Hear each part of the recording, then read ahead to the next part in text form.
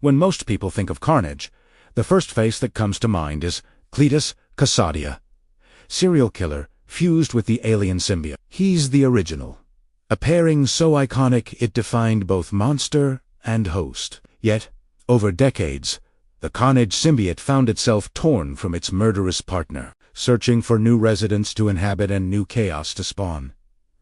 But the path to notable secondary hosts was never simple. Each change came with its own problem, some rooted in the nature of the symbiote, others in the messy business of writing comics. Here's where it gets complicated. Unlike the Venom symbiote, which is driven by a twisted sense of justice and connection, Carnage is pure, unchecked aggression. The symbiote itself is a catalyst for violence. It needs hosts that resonate with its urge for mayhem, but it also burns through them more quickly, both physically and mentally. Cletus Kasady, with his instability and absolute lack of remorse, was a perfect fit. Carnage felt at home at first, but the first major challenge came with separation. Removing the symbiote from Kasady wasn't easy. Their bond had grown so codependent that even science-fictional mean sonic blasts. Anti-symbiote serums rarely kept them apart for long. When Carnage was finally separated, there was a narrative vacuum. To maintain the brand of Carnage while giving someone new the mantle, writers had to find a host who could live up to the name but not overshadow the legacy. Consider John Jameson, the astronaut and son of Daily Bugle publisher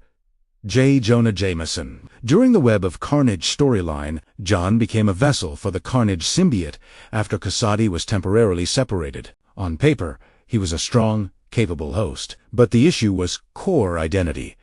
John Jameson wasn't psychotic, and the symbiote struggled to fundamentally reshape his psyche the way it had with Kasady. Fans weren't convinced. Without Kasady, Carnage's signature blend of depravity and flamboyance, the result was forgettable, and John was quickly written out. Then there was Ben Reilly, the Scarlet Spider, and at one point, Spider-Man's clone. When he bonded with Carnage, it was a true test of the symbiote's influence. Writers leaned into the core conflict. Would Ben's heroism or Carnage's corruption win out? For a moment, readers got to glimpse Carnage's potential for temptation, not just destruction. But even this pairing was a narrative detour Ben didn't truly want to destroy. And Carnage, despite its power, struggled to break Ben's will. It was another mismatch and another story that couldn't stick.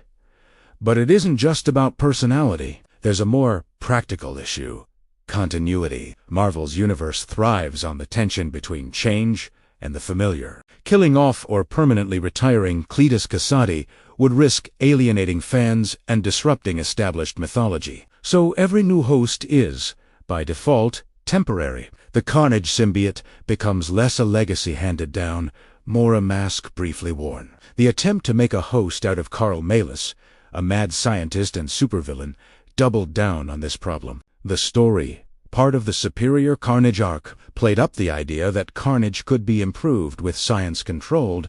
Even Malus became an unwilling mouthpiece for the symbiote's rage. But readers saw an inherent contradiction. The symbiote thrives on chaos and unpredictability. Planning and methodical schemes are anathema to its brand. Again, the partnership faltered. It ended in violence, with the symbiote seeking a host who could let it off its leash, and then back to basics.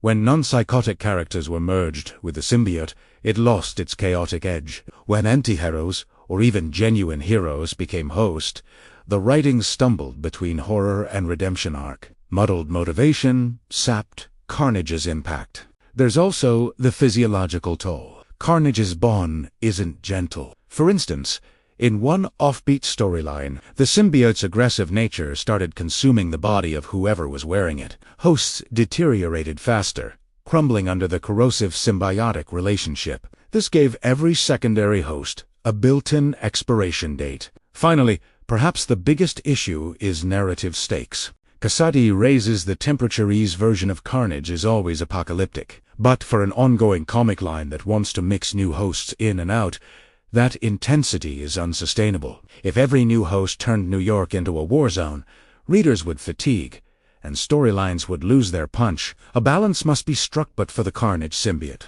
moderation docen, decome is. It's a hard sell.